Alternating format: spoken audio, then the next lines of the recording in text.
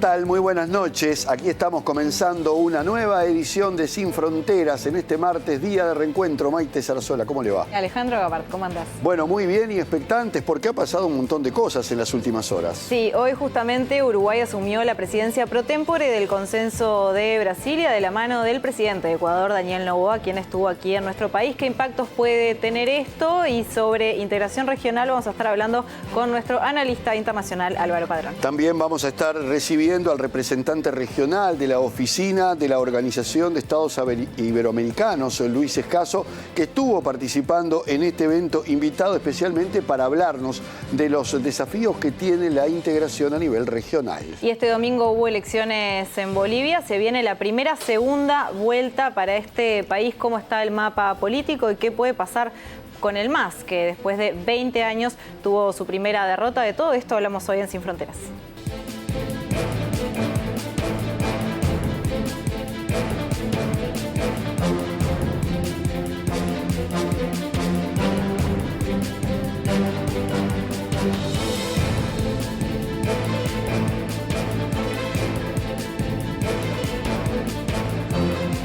Y ya le damos las buenas noches a Álvaro Padrón, analista internacional. Álvaro, ¿cómo andás? Agenda movida.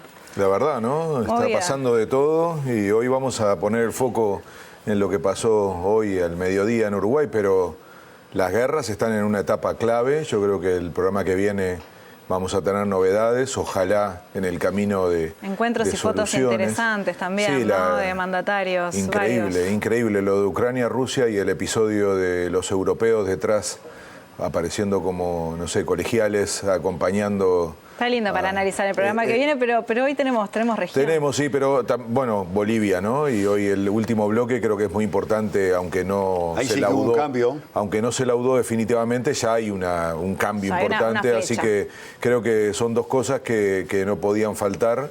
Pero bueno, dejemos los temas de guerra para la próxima y la verdad que hay buenas noticias en lo demás, ¿no? Sí, bueno, hablábamos de este consenso de Brasilia, ¿no? Que hoy Uruguay asumió justamente su presidencia pro tempore. Estuvo acá el presidente de Ecuador, Daniel Noboa. Arranquemos, si te parece, Álvaro, explicando un poco de qué va este consenso de Brasilia, qué es, cuál es su objetivo. Sí, porque se conoce poco, ¿no? Y tiene que ver con que es algo relativamente reciente, porque para que tengan una idea, empezó el 30 de mayo del 2023, cuando a Lula se le ocurrió convocar, el presidente de Brasil, una reunión muy rara, porque hasta el nombre fue raro, se llamó Retiro.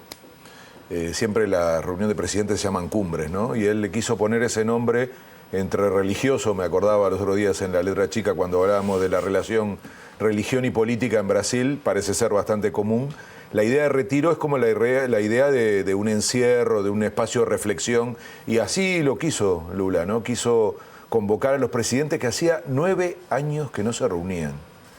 La verdad que cuando repasaba ese momento me llamó mucho la atención eso, ¿no? La incapacidad de los liderazgos de la región de no haberse juntado incluso en medio de la pandemia.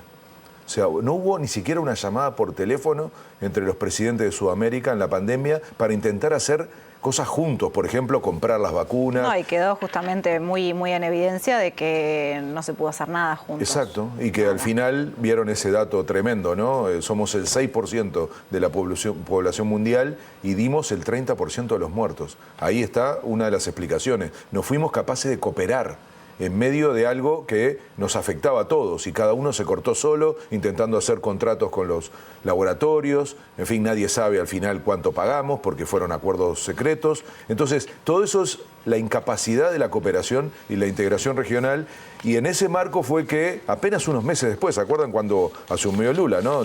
Enero del 2023, mayo del 2023, a pesar de haber tenido un intento de golpe de Estado, casi al arranque, esa fue la razón por la cual estuvimos viendo el documental. Hablando con Petra Costa. Exactamente, muy recomendable para entender política internacional y sobre todo Brasil. Pero lo que les decía es que esa iniciativa que fue muy rápido en la capacidad de Lula de ya implementar eso que llamaban volver a Brasil al mundo, ¿no? Lo hizo primero con la región. Entonces, el origen de esa conversación tiene que ver con intentar reinstalar UNASUR. Y UNASUR sí, lo recordamos, ¿no? Fue un espacio de integración sudamericana muy potente, pero también con mucho debate sobre el perfil ideológico. Si bien es mentira de que UNASUR haya tenido un perfil ideológico progresista, porque de hecho participaban gobiernos de países en donde la conducción política era de centro o de centro-derecha, sin embargo quedó esa imagen. Me quedó como una iniciativa muy vinculada a Lula también, ¿no? Y a Kirchner, ¿se acuerdan? También, sí. También estaba la idea de que había una sede en Quito, que iba a ser el secretario, también, ¿no? A Chávez, que el secretario general iba a ser Néstor Kirchner. Es decir, el último secretario general fue Ernesto Samper. Después viene un montón de cambios electorales y hay una iniciativa, no sé si se acuerdan, el Grupo de Lima. Sí. Es una iniciativa, ahí sí, muy focalizada en gobiernos de derecha, incluso muy asociados al intento de cambiar la situación electoral en Venezuela. Sí, básicamente que era su razón de ser, ¿no? Sí, el Grupo de Lima. Pero intentó ser, y esto es muy importante para entender lo que está pasando ahora, como un contrapunto. Y es un drama para América Latina, ¿no? Vivimos yendo para un lado o para el otro, nunca le damos continuidad a la integración regional y ahí aparece una de las claves, o empieza a ser estos procesos capaces de sostenerse más allá de las alternancias políticas o estamos cambiando de carro cada 4, 5 años, en fin, esta idea de que ya no sabemos ni de qué estamos hablando, porque es un nombre nuevo, otro intento. Yo creo que esta vez hay conciencia de que estamos frente a la necesidad de una integración que trascienda estos ciclos y que sobre todo se sostenga y sobre todo se concrete. O sea, deje de ser retórica y empiece a ser de alguna manera una realidad. Y por eso es tan importante lo que hizo esta reunión, que no tiene instituciones, pretende justamente no crear algo nuevo. Y lo que sí, no tiene sede, es un problema también. Y por eso van las presidencias rotando. Uno va a decir, bueno, en Mercosur también rotan las presidencias, pero tiene una sede fija aquí en Montevideo. Habrá que, con el tiempo, ir incorporando esas cosas, pero lo más importante es que aprobaron una hoja de ruta. Y en la hoja de ruta hay objetivos concretos. Decía yo, de alguna manera las presidencias van rotando, le toca ahora a Uruguay. Hay un concepto muy importante que es darle flexibilidad al proceso y sobre todo evitar duplicar lo que ya se hace en otros lados. Y bueno, viene a Uruguay, eso es lo que pasó hoy.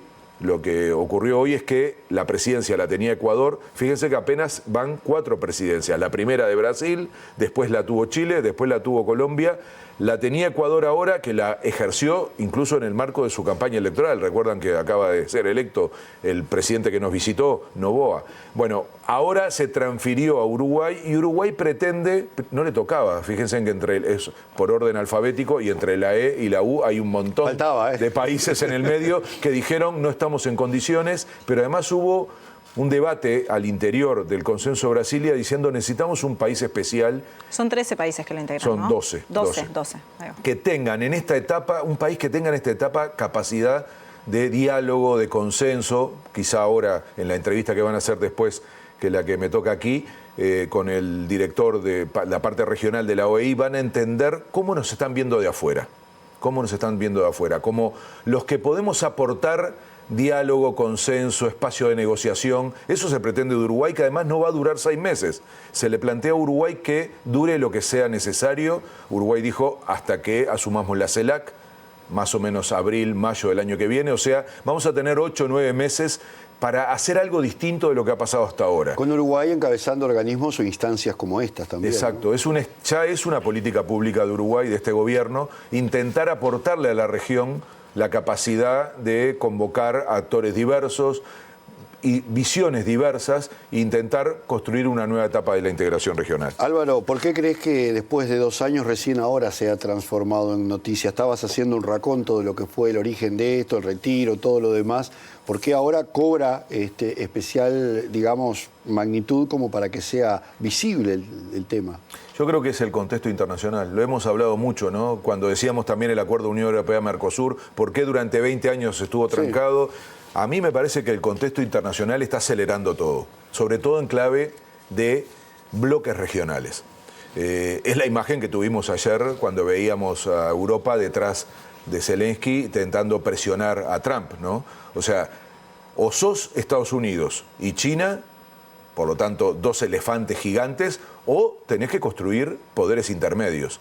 Y si los europeos se creían que eran algo más que poderes intermedios, cada vez lo demuestran hasta con sus actitudes, ¿no? La famosa discusión del porcentaje de aporte a la OTAN, corrieron detrás de lo que les ordenó claramente el presidente de Estados Unidos. La negociación sobre aranceles fue tremenda para Europa, tremenda para Europa, con una gran polémica dentro. Sí, y esta imagen, una interna muy dura, que se le criticó mucho a Ursula von der Leyen y a todo el equipo de Bruselas. Es que es un retroceso para Europa. Y lo que acabamos de ver, de que acompañen a un presidente de un país como Ucrania, en lo que le estaban planteando era garanticen que vaya a haber una negociación en donde esté el territorio, porque además Europa no es que mira la guerra de lejos, es parte de la guerra porque eso es Europa del Este. Entonces, es tremendo, ¿no? Ahora, lo que digo es que nosotros necesitamos que aparezcan jugadores intermedios, que no quede solo en una bipolaridad entre China y Estados Unidos. Y eso que miramos con cierta preocupación y tristeza a Europa, también nos pasa a nosotros, de que somos intrascendentes si no nos juntamos. Entonces, yo creo que el contexto internacional, Jano, es lo que explica por qué empiezan a funcionar de vuelta mecanismos que fortalezcan bloques regionales. Entonces, el acuerdo Unión Europea-Mercosur aparece, vuelve a aparecer y se concreta, porque Europa necesita, entre otras cosas, tener otras vías de comercio. Lo va a hacer Canadá ahora, ¿se dan cuenta, no? Canadá, México también. México con un poco más de naturalidad porque ya pertenece a América Latina. Pero Canadá ahora le plantea un acuerdo al Mercosur porque, entre otras cosas, se está rompiendo el NAFTA, es decir, el acuerdo de Estados Unidos, Canadá tiene grandes problemas con Donald Trump, México. Exacto. Entonces, yo lo digo porque sería más fácil decir tenemos vocación integracionista. América Latina vuelve a entender que es clave la integración. Bueno, ojalá fuera así, algo de eso hay, pero lo principal es el contexto internacional que nos obliga. Decía uno, bueno, es como el susto, ¿no? El susto está avivando a las regiones, no solo a la nuestra, también está pasando en África, y por lo tanto vamos a una composición de mundo a través de bloques regionales. Y ojalá ese reparto un poco más equilibrado termine organizando un orden mundial más justo que el que teníamos hasta ahora, que además ya no funciona. Entonces, la etapa nueva debería ser mejor, más rica, más democrática, y para eso necesitamos tener la capacidad de nuestra región de juntarnos para pesar. Eso no se resuelve solo con dos países grandes, como México y Brasil. Está claro lo que le está pasando a México en relación al NAFTA y a Brasil en relación a Estados Unidos, que necesitan alianzas, que necesitan ser algo más que países, necesitan ser regiones. Entonces, ojalá esto sea una oportunidad y nos permita el protagonismo que necesitamos para, en fin, poner sobre la mesa, en este caso, por parte de Uruguay, la capacidad del diálogo, la capacidad de convocatoria, la capacidad de mostrar que somos un continente de paz y que por lo tanto podemos dedicar el tiempo y los recursos a cosas mucho más útiles que matar gente. Y yo creo que en ese sentido hay una oportunidad para América Latina. Álvaro, cuando te preguntaba por lo que era el consenso de Brasilia, algo en lo que vos hiciste hincapié tiene que ver con que buscan evitar duplicar esfuerzos, ¿no? En ese sentido, ¿cómo se vincula entonces con otros ámbitos que conocemos muy bien, como pueden ser Mercosur o la CELAC, que decías que vamos a asumir la presidencia el año que viene? ¿Cómo se trabaja en conjunto? Y ahí la clave es no superponerse, ¿no? Y pensarlo como círculos concéntricos. Es clarísimo que el Mercosur probablemente en este momento debe ser de los espacios más consolidados. Y igual hace un año lo dábamos por medio liquidado, ¿no? Y revivió y hoy tenemos un Mercosur con una proyección sobre todo en su negociación externa y algunos acuerdos hacia adentro. Pero es chico, o sea, nos queda chico el Mercosur. O sea, no podemos pensar que el resto de América Latina nos mire como diciendo, bueno, ahí le está yendo bien al sur y al resto. Hay mucho potencial si lo pensamos en el siguiente círculo, que es el que estamos ahora de alguna manera poniendo el foco por lo que pasó hoy entre Noboa y Orsi, que es el consenso de Brasilia, que, para decirlo claro, es Sudamérica. Por eso los 12 países. O sea, Mercosur, Sudamérica y el más grande de todos, que es la CELAC, que es la Comunidad de Estados Latinoamericanos y Caribeños. Ahí no es solamente los tres grandes bloques de la región, porque incluye la parte del norte, que es México, es Centroamérica, es Sudamérica, pero es también el Caribe, que conocemos poco y hablamos poco en general, y la ponemos como si fuera un solo paquete en Centroamérica, y en realidad tiene muchas diferencias, entre otras cosas idiomáticas culturales, claro. Y culturales. Entonces, es muy importante la CELAC. De una isla a la otra, además, que está cerca, es increíble. Increíble. Entonces, lo que necesitamos es entender que a través de esos tres círculos lo que estamos construyendo es una unidad. Y esa unidad es la más grande, es América Latina y el Caribe, que es casi todo el continente menos Canadá y Estados Unidos. Por eso también es muy importante como concepto de tamaño. Ahora, necesitamos que las agendas se complementen. Y se dan cuenta que no es casual que Uruguay haya elegido y que los países le hayan pedido o aceptado. Primero, el círculo, uno puede decir el más chico, lo tiene Brasil, pero en breve Uruguay durante este periodo va a volver a ser presidencia del Mercosur. Está a partir de hoy siendo presidencia del Consenso Brasilia y en el 2026, a partir de abril, mayo, cuando termine Colombia, le toca ser presidencia de la CELAC, algo que además dura 3 años, porque en realidad se es parte de la troika. En el periodo anterior, o sea, ahora lo somos con Honduras y Colombia, y Uruguay son la troika que conduce la CELAC, vamos a hacer presidencia pura durante el 2026 y luego vamos a quedar en la misma lógica de haber sido presidencia anterior, el que le toque luego. Entonces, en esa dinámica nos tocan 3 años en donde Uruguay va a tener un protagonismo especial en los procesos de integración regional. Hoy se vio materialmente en la conferencia de prensa, por eso también estamos hablando de eso hoy, ¿no? Porque nos cuesta mucho, estos procesos tienen muy mala calidad de comunicación. Y es un asunto que ojalá Uruguay ayude a resolver porque le llega poco a la gente la información. Hacemos el esfuerzo en un programa como este, pero vamos a tener que trabajar mucho más para comunicar el porqué y los objetivos y los resultados de la integración regional. Si no, nunca vamos a lograr que esto funcione. Me quedé pensando en el shock que había sido para revivir al Mercosur el acuerdo con la Unión Europea, porque eso de alguna manera también comprometió a todo el mundo a decir, bueno, no podemos perdernos esto, ya que estamos, vamos, ¿no? Sí. En un momento donde el Mercosur flaqueaba por varios Diciembre motivos. del año pasado. Sí. Álvaro, volviendo un poco al tema del consenso de Brasilia, se ha hablado mucho de la influencia de José Mujica en este proceso. ¿Cuál crees que fue el papel de lo que hoy se está desarrollando? Porque tuvo un vínculo muy cercano con Lula e incluso durante su presidencia trató de tejer también todas esas alianzas para poder seguir avanzando en la integración.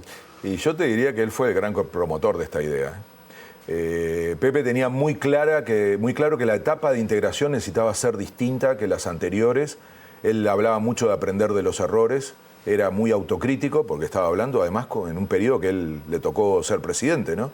Desde que asumió Lula, desde que ganó las elecciones en octubre hasta que asumió, él utilizó mucho tiempo hablando con los presidentes de todos los pelos, para decirles que había que hacer un nuevo intento.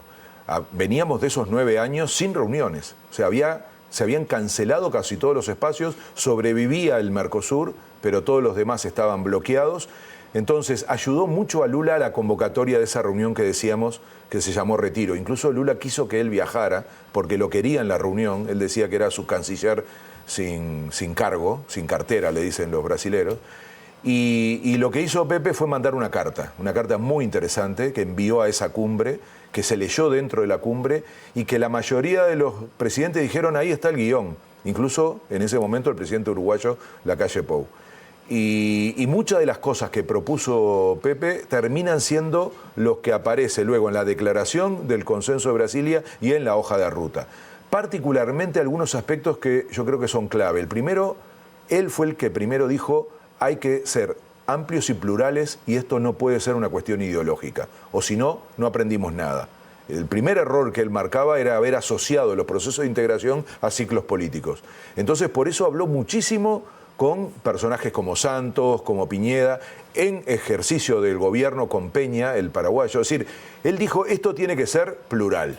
Primer elemento de su receta. El segundo, hay que trabajar sobre temas concretos. Basta de hablar de grandes objetivos, elijamos algunos pocos temas, bien concretos que sean capaces de ser realizados. Tercer elemento que insistió mucho es, hay que avanzar con los que estén de acuerdo y los que quieran. No hablaba en contra del consenso, pero él decía, el consenso no puede ser paralizante. Nosotros, si hay de los 12 países, 7, 8, 9, 3 que están de acuerdo, que avancen, que resuelvan y luego los demás se irán sumando. Y el último punto, que tiene mucho que ver con lo que yo dije hace un rato de la comunicación, él siempre insistió que si no había gente atrás, si la gente al final, si el pueblo, si las sociedades no entendían útil esta herramienta, no servía para nada. Había que convencer e involucrar a las sociedades en los procesos de integración. Y yo creo que eso quizá vaya a ser el tema más delicado, más difícil.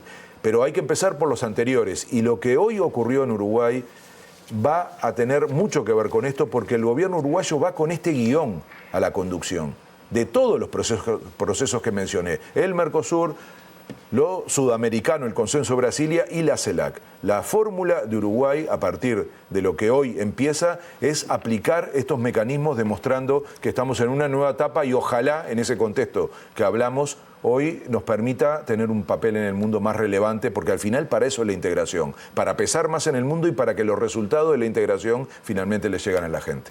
Alberto Padrón, muchas gracias, un gusto escucharte como siempre. Y sobre integración seguimos hablando en el segundo bloque de Sin Fronteras, quédense, ya venimos.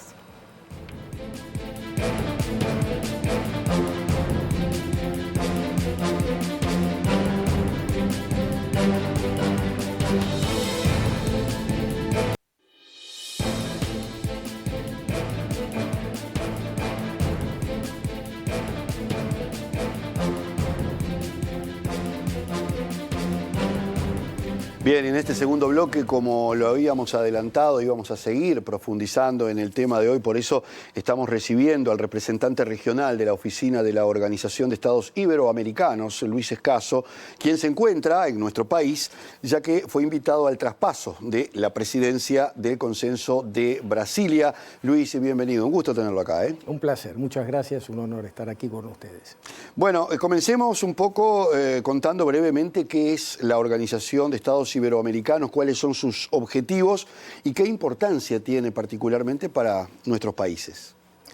La Organización de Estados Iberoamericanos, la OI, como la conocemos coloquialmente, es un organismo muy antiguo, tiene 76 años ya.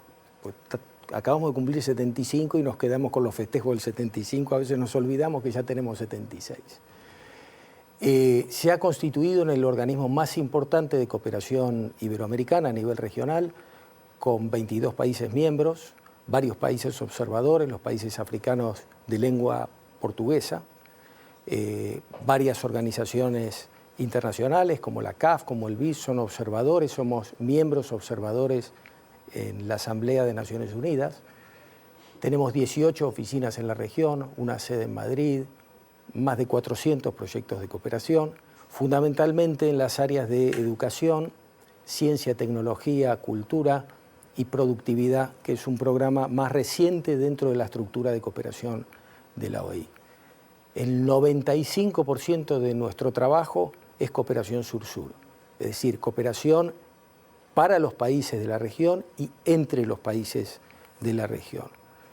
Nos ha caracterizado siempre el ADN institucional de tener el oído bien puesto en lo que sucede en los territorios, en las demandas de los países. Entonces nuestros programas de cooperación y nuestro trabajo con los países, más que ir a veces a declaraciones, digamos, y alocuciones sobre lo que habría que hacer, está orientado específicamente al hacer en cada uno de los países miembros de la región, de acuerdo a la agenda que va pautando el gobierno que le toca ejercer la primera magistratura de su país.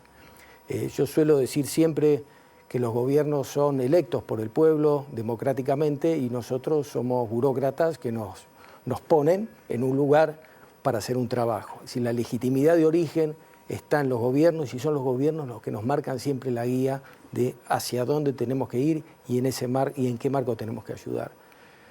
En lo personal pienso que ha sido esta particularidad, esta cuestión distintiva de nuestro perfil institucional, lo que ha hecho que la OI sea un organismo que no ha parado de crecer en los últimos años, mientras en algunos otros casos algunos organismos han crecido, se han achicado. Tienen vaivenes. Tienen vaivenes. Nosotros hemos pasado por un proceso sostenido de apertura de oficinas. La última oficina que se ha abierto es en Cuba, desde los inicios. En mi caso, cuando empecé a trabajar en la OI, por ejemplo, desde la oficina de Argentina se atendía Uruguay, Brasil, Bolivia y Chile. Hoy tenemos oficinas en todos esos países autónomas, con mucha alegría contarles que son oficinas que han crecido en importancia, en trabajo y demás, y en autonomía también. Es un trabajo que a mí me produce muchas satisfacciones, además, porque le permite a uno dialogar con lo superestructural, con las grandes políticas, con las iniciativas que que tienen efecto en la vida de muchas personas y al mismo tiempo estar cerca de los territorios, muchas veces estar visitando escuelas, proyectos de inversión, comunidades aisladas y sentir lo que sucede realmente en los territorios. El efecto que producen esas políticas, ¿no? Sí, y a veces la necesidad que las requiere. Cuando uno encuentra esas necesidades insatisfechas, comprende mucho mejor el sentido de las cosas que hace. Claro, es un contacto con la realidad que lo saca uno un poco de lo que es lo institucional meramente, ¿no? Así es, y le da valor a la tarea institucional y muchas veces a esos trámites engorrosos y expedientes que uno tiene que llevar y que al final del día detrás de esos expedientes y de esos trámites hay personas que por ahí están esperando un programa de alfabetización, una maquinaria para equipar una panadería comunitaria o un programa de capacitación y formación laboral. ¿Y cómo llevan adelante estos proyectos? ¿Cómo se financian y cómo se gestiona esta cooperación sur-sur, por ejemplo, y la cooperación también con los países de Iberoamérica? La OIF, al ir creciendo, fue desarrollando distintos mecanismos de financiamiento, a la vez que iba certificando y acreditando sus procesos y sus mecanismos administrativos. Porque una cosa entendió la institución que iba de la mano de la otra. Si uno crece, tiene que hacer las cosas mejor. Las cosas pueden funcionar en un momento determinado, en un contexto, pero si el contexto va cambiando, uno tiene que adecuarse. Nosotros fuimos certificando distintas normas. Hoy somos creo que somos el único, no quiero arriesgar esto, pero casi el único organismo internacional cuyas normas están certificadas por la Unión Europea, por la certificación de lo que ellos llaman pilares. Pasamos 4 años de auditoría y luego 4 años más, 8 años de auditoría para la certificación de estos procesos, lo cual nos permite recibir cooperación delegada de la Unión Europea de manera directa por el nivel de confianza que tienen en estos procesos. Del mismo modo, tenemos una certificación que se llama certificado de equivalencia con Estados Unidos, donde Estados Unidos reconoce a la institución plausible de recibir fondos, tanto del sector público como del sector privado, y eso permite que empresas o compañías del sector privado norteamericano alojen fondos en la OI para programas de cooperación en la región y puedan debitarlo de sus impuestos en Estados Unidos como si la OI tuviera sede ahí. Recibimos financiamiento de los gobiernos, por supuesto, como cualquier organismo internacional, de agencias bilaterales de cooperación. Nos presentamos en licitaciones para ejecutar proyectos y ganamos esos concursos. Y hemos podido hacer todo esto sin renunciar a cierta velocidad y agilidad en los procesos de ejecución, que también es importante, porque a veces cuando los organismos se vuelven muy burocráticos se transforman en instituciones engorrosas y no cumplen su finalidad. Claro. Este ha sido un poco el recorrido. Escaso lo decía Jano, que usted está aquí en Uruguay, invitado en el marco de lo que es este traspaso de mando del consenso de Brasilia. ¿Cómo se vincula con la OEI, teniendo en cuenta que desde 2024 usted coordina el programa de apoyo a los procesos de integración regional justamente de la organización? La integración regional en sí está plasmada en los primeros artículos del Estatuto de la OEI. Es un organismo internacional para la integración de los países iberoamericanos. Forma parte de nuestro trabajo, lo ha sido siempre, desde hace mucho tiempo. En mi caso recuerdo desde los inicios del Mercosur y los acuerdos educativos. Si me permiten hacer un paréntesis, a Europa le llevó muchísimos años firmar los acuerdos de equivalencias educativas, aún teniendo la Comunidad Económica Europea y luego la Unión Europea. Mercosur resolvió eso de una manera rápida y podemos circular. Mis hijos han vivido en otros países de la región y cuando regresaron a Argentina tenían sus equivalencias automáticas. En ese proceso, este programa da cuenta de un trabajo que en realidad ya veníamos haciendo como de oficio, que es acompañar los procesos de integración, el Mercosur, la Comunidad Andina de Naciones, el SICA, CELAC, y en este caso el consenso de Brasilia o la iniciativa Mujica que se está poniendo también en marcha en Uruguay, con la particularidad que tienen el Uruguay y, si me permiten, los uruguayos, de tener esta mirada tan abierta, tan de integración, tan de escucha, no solo entre ustedes como sistema político, sino con el resto de la región. Este renovado esfuerzo que está haciendo Uruguay por ser un factor de encuentro entre los países de la región, por poder constituirse una suerte de hub de integración regional, nosotros lo vemos con mucho entusiasmo y queremos acompañarlo, nos ayuda a nosotros a cumplir nuestra misión, nosotros podemos ayudar a cumplir esta misión y en definitiva, como lo han demostrado todas las experiencias que se han llevado adelante a nivel global, una integración bien hecha siempre termina siendo un beneficio para los pueblos de los países que las integran. ¿Y cómo ve el estado de salud de la integración hoy? Yo creo que hay dos elementos que caminan en paralelo. Uno va más rápido y el otro va más lento. Uno son, podríamos decir, las plantas y el otro es el sustrato.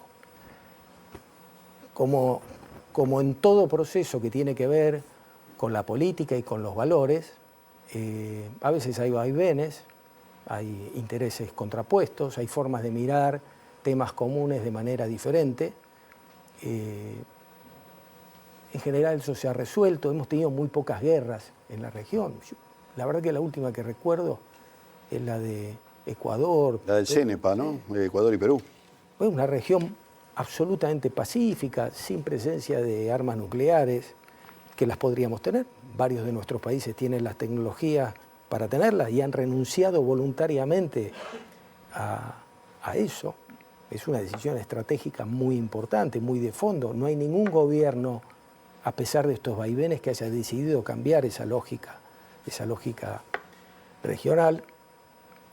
Y por debajo tenemos una región muy grande, 20 millones de kilómetros cuadrados, casi 700 millones de habitantes, que comparten lenguas, comparten costumbres, comparten cosmovisiones, sin tensiones étnicas, sin disputas. Nos movemos por nuestros países más o menos como si fuéramos de la casa de unos primos a las casas de otros primos. Somos la única región del mundo que puede reunir hoy esta cantidad de países sin tener que apelar a una tercera lengua para comunicarse. En nuestras reuniones de ministros, de presidentes, no hay traductores. No hace falta. Se traduce una declaración por una cuestión de portugués. Y si uno lo ve con una mirada ampliada y suma los países de lengua portuguesa de África y el sudeste de Asia, el crecimiento de la comunidad hispanoparlante en los Estados Unidos, Guinea Ecuatorial, el único país africano de habla española, la verdad que tenemos este sustrato que yo digo como una base que nos presenta una gran oportunidad de ampliar, de proyección a futuro. Nuestros países son jóvenes, tenemos que a veces hacer el esfuerzo de hacer ese scope, de mirar las cosas en contexto y en perspectiva. Obviamente estamos creciendo, nos conocemos y bueno, yo creo que el valor más profundo que tenemos es lo que mencionaba en este último punto. Luis, la Organización de Estados Iberoamericanos trasciende la región, involucra a España y a Portugal, dos países que integran la Unión Europea. Eso es muy importante en un contexto internacional que es bastante complejo e incierto por estos días. Esta categoría iberoamericana, como le llamamos, es una seña de identidad capaz de aglutinar valores y objetivos comunes en este planteamiento que usted hace, por ejemplo, de que integra también a otros países fuera de la región, pero que tienen cuestiones en común con nosotros, como el idioma, por ejemplo. Yo diría que, si me permite, más que una seña de identidad, es una realidad. Es una realidad incontrastable, en función, porque es la realidad de nuestros pueblos.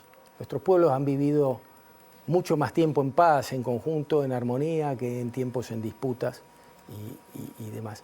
Es una realidad sobre la cual hay que construir, que ese es el desafío. que es poder avanzar sobre problemas que son comunes a toda la región. Algunos países van un poco más adelante, otros van un poco más atrás, pero todos compartimos los problemas de la pobreza, la exclusión, el crimen transnacional organizado, en nuestro caso la exclusión educativa, la baja calidad educativa.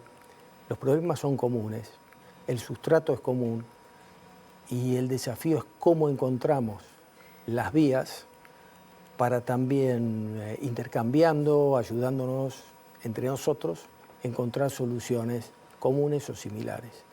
En ese sentido es que para nosotros el trabajo que está haciendo Uruguay y la decisión política que ha tomado es fundamental y nos parece, estamos muy entusiasmados, nos parece súper interesante. Y pensando en que Portugal y España justamente integran la OEI, ¿cómo ve este acuerdo Mercosur y Unión Europea que también acerca a estas dos regiones? Es un acuerdo largamente esperado. Como todo acuerdo, implica una negociación y como en toda negociación hay que ceder en algunas cosas y hay que no ceder en otras. Yo creo que es una gran oportunidad. No quiero con eso decir que es el acuerdo perfecto, etcétera, pero yo creo que es una gran oportunidad para Mercosur y para Europa. A veces tendemos a pensar, estamos mal, venimos atrás, todo lo otro está mejor, pero en realidad los problemas de carácter geopolítico, las mutaciones profundas están sucediendo a nivel global. Entonces, hoy nosotros también somos una oportunidad, hoy nosotros también podemos aportar. Creo, y no quisiera dejar de decirlo, hay pocos momentos en la historia de la humanidad que se producen lo que se denomina cambios civilizatorios. Son muy pocos momentos. El paso del nomadismo al sedentarismo, el desarrollo de alguna tecnología, la industria metalúrgica, la primera revolución industrial. Y hoy estamos transitando otro de esos procesos de cambio civilizatorio, pero a diferencia de todos los otros en la historia de la humanidad, es la primera vez que este proceso es intrageneracional. Se da en el marco de una misma generación. En mi casa no había teléfono, no funcionaba en general. No había televisión blanco y negro con 4 canales. Claro, igual que acá, ¿no? No existía el teléfono de un vecino era el único que había. La profundidad de esos cambios es difícil de dimensionar. Cuando mi abuelo nació, no existían los aviones, nació en 1890. Ni se imaginaba que el hombre iba a ir a la luna. Y ustedes fíjense el esfuerzo hasta por el diseño biológico de una humanidad que está acostumbrada a cambios paulatinos, lentos, transiciones pausadas, a tener que asimilar todos estos procesos. Y por supuesto esto impacta en la política, en la vida social, en la vida económica y en la forma en que nos vinculamos hasta cómo constituimos nuestras familias. No somos ajenos a eso y estas tensiones no son ajenas a eso. Luis, volviendo un poco a lo que es el trabajo de la OEI, hace poco más de un mes una delegación que incluía a los presidentes de la Cámara de Industrias del Uruguay y el PIT-CNT visitó Argentina. Está en el marco de un convenio entre la OEI y CEFIR, el Centro de Formación para la Integración Regional. El objetivo de ese encuentro fue promover, conocer la experiencia argentina del Instituto de Productividad. ¿Qué importancia tienen este tipo de encuentros, este tipo de intercambios de información? Uno de los grandes problemas de América Latina puntualmente son los bajos niveles de productividad. Es por eso que la OEI desarrolló un programa que se llama Instituto Iberoamericano de Productividad, donde nos propusimos reunir al sector privado, al sector de los trabajadores y al Estado para empezar a discutir esta problemática, en la que mucho tiene que ver, o una parte tiene que ver, lo que habitualmente se llama recursos humanos, capital humano, es decir, los niveles de cualificación del trabajo. Eso cambia, es una parte de la ecuación que modifica las posibilidades o las capacidades de productividad de un país. Luego se suma el capital, las condiciones macroeconómicas, hay otros factores. Entonces, nosotros nos propusimos reunir estas tres partes y facilitar espacios de diálogo para discutir específicamente estos temas. Una de las características de quienes habitamos esta región es que cuando empecemos a hablar de un tema terminamos hablando de otro, porque nos gusta hablar. Y hemos hecho el esfuerzo sistemático de mantener encuentros regulares entre estos actores para discutir específicamente este tema y de esa forma conseguir resultados concretos. Tenemos un conjunto de empresas en la región y en el caso de Argentina cerca de 60, 70 empresarios de primera línea, que reunimos regularmente con dirigentes sindicales de sus sectores y con representantes del sector público para discutir estos aspectos. Desde el proceso de la campaña electoral, la propuesta del presidente Orsi manifestó un interés muy claro sobre el tema, o una preocupación muy clara sobre el tema de productividad y cómo abordar, y nosotros recibimos rápidamente esa demanda de cuéntenos cómo lo están haciendo, cómo lo podemos aprovechar, cómo podemos trabajar sobre ese tema. Se organizó esta visita, salió excelente porque había mucho interés de parte de empresarios argentinos y de estos dirigentes por tomar contacto con autoridades y referentes del Uruguay. La idea es continuar eso y desarrollar esta propuesta aquí, que va a incluir la organización y la realización de un congreso internacional muy importante dedicado a los temas de integración y productividad. ¿Cuándo? ¿Ya tiene fecha o mes? Pensamos que puede ser en noviembre, estamos trabajando en eso, pero vamos a prometerles que cuando tengamos fecha van a ser los primeros en saberlo. Muy bien. Muy bien. Luis Escaso, representante regional de la Oficina de la Organización de Estados Iberoamericanos, gracias por compartir estos minutos con nosotros. Muchas gracias. Muchas gracias a ustedes. Hacemos una pausa y hablamos de Bolivia, Maite. Sí, hubo elecciones, así que quédense que ya vamos a estar conversando sobre ese tema.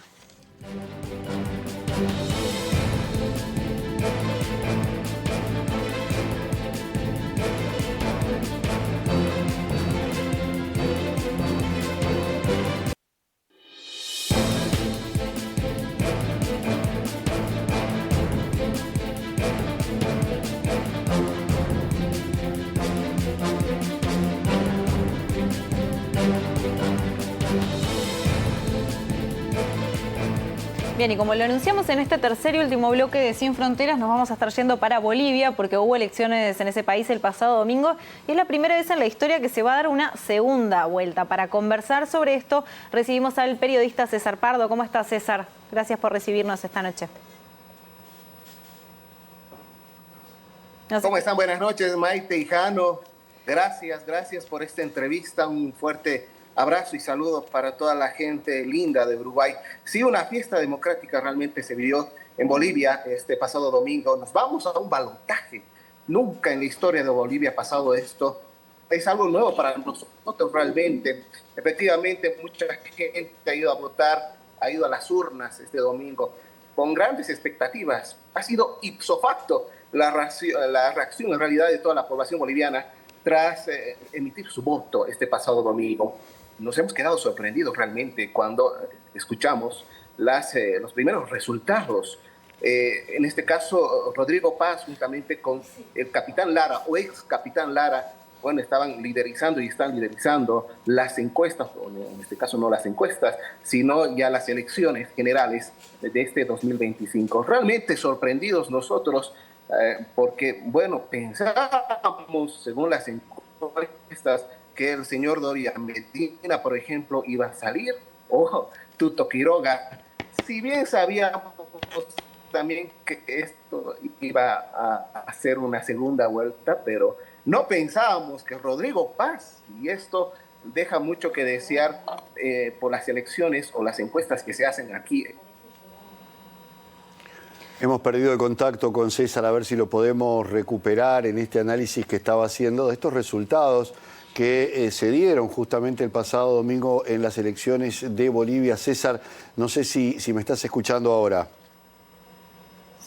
Sí, recordar mientras intentamos retomar el contacto que estos dos candidatos son Rodrigo Paz Pereira, senador de centro derecha y candidato del Partido Demócrata Cristiano, y por otro lado el expresidente de derecha Jorge Tuto Quiroga, quien se quedó con el segundo lugar. Decir también que Rodrigo Paz Pereira es hijo del expresidente Jaime Paz Zamora. Sí, una cantidad de particularidades se han dado en este proceso electoral. La primera de ellas es la sorpresa que dio justamente Rodrigo Paz en llegar al primer lugar cuando no solamente en los sondeos venía tercero, sino que nadie lo daba como un candidato con posibilidades de ir al balotaje. De hecho, bueno, llama la atención también que Doria Medina, que estaba en el primer lugar, haya quedado tercero. Ya ha anunciado que lo va a apoyar. Es un hombre, además, tanto Rodrigo Paz, que además de ser el hijo de Paz Zamora, como el otro candidato, que parten los dos de la órbita política de Jaime Paz Zamora. Lo que ocurre con el caso de Tuto Quiroga